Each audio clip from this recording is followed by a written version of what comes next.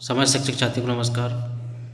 Directorate of public instruction Madhya Pradesh school education portal 3.0 user manual employ verification संकुल login से क्या कार्रवाई करना है। सर्वप्रथम यूज़र नेम, फिर इसके बाद पासवर्ड डालना है। पासवर्ड डालने के बाद लॉगिन करना है।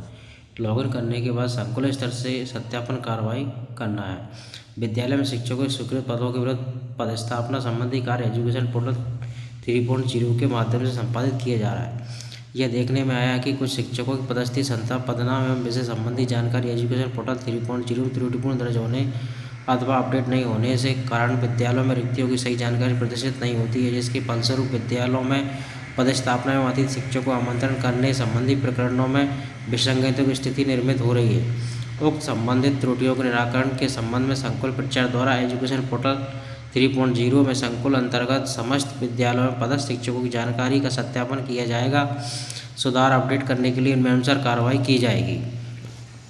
संकुल स्तर से एम्प्लॉय डायरेक्टरी में संकुल स्तर से जाएंगे। फिर इसके बाद में ये बॉक्स में टिक करेंगे। बॉक्स में टिक करने के बाद फिर आगे बढ़ जाएंगे। आगे बढ़ने पर संकुल स्तर पर संकुल प्रचार एजुकेशन पोर्टल 3.0 संकुल लॉगिन से संकुल अंतर्गत आने वाले विद्यालयों में पदस्थ लोक सेवकों की अनुसार सूची डाउनलोड करेंगे।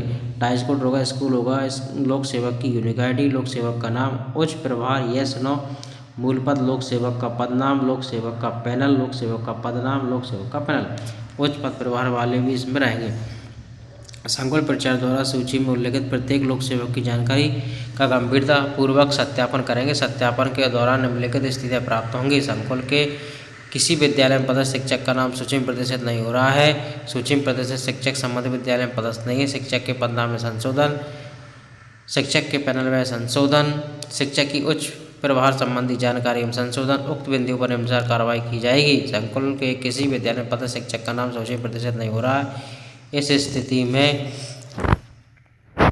विभागीय निर्देशानुसार प्रारंभिक चरण कर्मचारियों की सूची डाउनलोड करना, कर्मचारी डेटा स्कूल भेजना, OTP आधारित सत्यापन।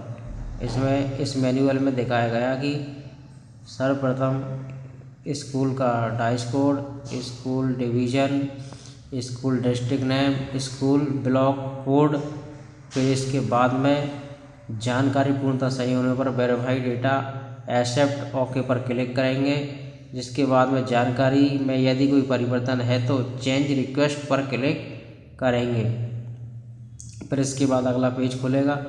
मेरे द्वारा उक्त जानकारी पूर्णतः सत्य है, मैं इस कर्मचारी का सत्यापित करता हूँ, वेरीफाई पे क्लिक करेंगे। फिर चेंज रिक्वेस्ट बटन पर क्लिक करने के उपरांत संबंधित सभी जानकारी की प्रविष्टि अनिवार्य होगी। इसमें जितने भी कॉलम दे रखे हैं जिनमें जानकारी आपको प्रदर्शित होगी। टीचर का, स्कूल का डाइस कोड, फिर टीचिंग लेक्चरर कौन से विषय से है, फिर उच्च पद यस नो, डिग्नेशन पद प्रिंसिपल है कि जनरल है। फिर इसके बाद में आगे का गेट OTP पर क्लिक करेंगे। कर्मचारी की जानकारी में संशोधन संकुल प्रचार OTP के माध्यम से किया जाएगा। OTP जहाँ डालेंगे, डालने के बाद इसे get OTP forward to BO पे कंफर्म करेंगे। फिर इसके बाद में do you want to save this record को बोलेगा तो सेव पर क्लिक करेंगे। इसके बाद में request generate and forward to BO office में जानकारी फॉरवर्ड हो जाएगी। अब BO लेवल से क्या कार्रवाई करना है। BO लेवल से कार्रवाई करने के लिए फिर BO लॉगिन करेंगे। लॉगिन करने के बाद एम्प्लॉय डायरेक्टरी उनका पेज खुलेगा। एम्प्लॉय डायरेक्टरी पेज खुलने के बाद में रिक्वेस्ट प्राप्ति एम्प्लॉय वेरिफिकेशन प्रक्रिया के अंतर्गत संबंधित ब्लॉक अंतर्गत आने वाले संकुल से कर्मचारी सत्यापन हेतु रिक्वेस्ट प्राप्त होगी। रिक्वेस्ट का अवलोकन प्रदर्शित स्क्रीन पर उपलब्ध सर्च विकल्प के माध्यम से खोज सर्च करें। प्राप्त होने वाली रिक्वेस्ट की सूची प्रदर्शित होगी। जानकारी सत्य होने पर यदि कर्मचारी संबंधित जानकारी पूर्णतः सहित पाई जाती है तो विकासन अधिकारी BO द्वारा OTP प्रमाणीकरण के माध्यम से रिक्वेस्ट को फॉरवर्ड टू DO ऑफिस किया जाएगा। जानकारी में त्रुटि होने पर यदि किसी कर्मचारी जानकारी में किसी प्रकार त्रुटि पाई जाती है तो विकासन अधिकारी BO द्वारा OTP प्रमाणीकरण के माध्यम से उस रिक्वेस्ट को रिजेक्ट किया जाएगा। फिर इसके एक आपको मेमो दिखा रखा है, ब्रजराज सिंह मार्को, फिर उसका जन्म तिथि है, मोबाइल नंबर है, प्राथमिक शिक्षक विज्ञान है, लैब असिस्टेंट भर्ती। तो व्यू पर क्लिक करेंगे। व्यू पर क्लिक करने के बाद अगला ओपन होगा।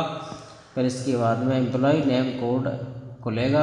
नेम कोड खुलने के बाद UDISE designation, model subject, acting designation subject, acting designation, acting subject panel आदि जानकारियाँ खुलेंगी। इसमें से व्यू पर क्लिक करने के बाद आगे की कार्रवाई होगी। इसके बाद में फिर वो उसका जानकारी खुलने के फॉरवर्ड टू डीओ करेंगे। फॉरवर्ड टू डीओ करने के लिए जानकारी व्यू पर क्लिक करने के बाद फॉरवर्ड टू डीओ करेंगे। फिर इसके बाद में आपको एक पॉपअप विंडो खुलेगा, are you sure, do you want to approve the request. तो इस पर क्लिक करेंगे, यस करने के बाद OTP वेरीफाई करेंगे। OTP वेरीफाई करने के बाद में रिक्वेस्ट फॉरवर्ड टू सक्सेसफुली हो जाएगा। ये वीडियो आपके लिए अगर हेल्पफुल हो तो प्लीज़ चैनल को लाइक सब्सक्राइब करें। Thanks for watching my videos. नमस्कार।